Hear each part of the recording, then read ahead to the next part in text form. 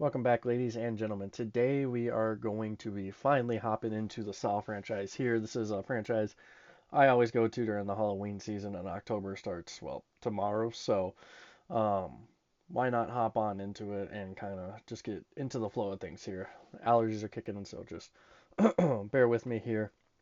But we start off this movie with two guys in the bathroom trap. Essentially, these guys are trying to figure out why they are both there during this time. You obviously have a typical jigsaw type moment where, he's trying to get them to admit to things, trying to get them to open their eyes and kind of just wake up into reality here. So these two guys are just stuck in this room, talking back and forth, trying to figure out a way to escape. Throughout this movie, we see quite a few different traps because they jump around a little bit, which is actually kind of nice. Typically, I'm not a big fan of movies that jump like that, but we kind of get a background of each person and then a few other things throughout the movie. But first, we jump to the razor wire trap within this movie, which essentially is just a crime scene that we're exploring where we see little pieces of a guy trying to crawl through the razor wire to get to the other side to unlock himself.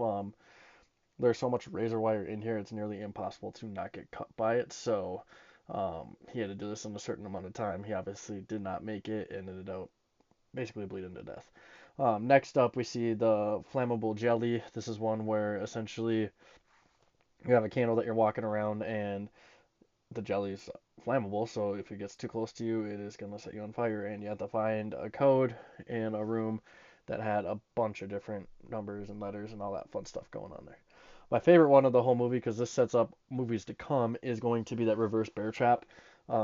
Amanda's trap that she does actually escape. She had to get a key out from her lover, essentially, who was still alive, and we thought maybe he'd already be dead, but no, he was definitely still alive. So he's going through that pain. He cannot move, but Amanda ended up going through it and getting herself out of that.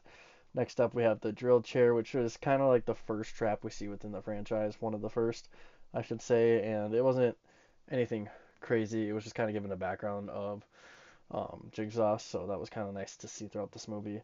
And then we see the shotgun hallway trap, just happened during um, a typical escape from a cop. And then the last one would be Zepp's trap, basically holding the doctor's family hostage, and that was really it.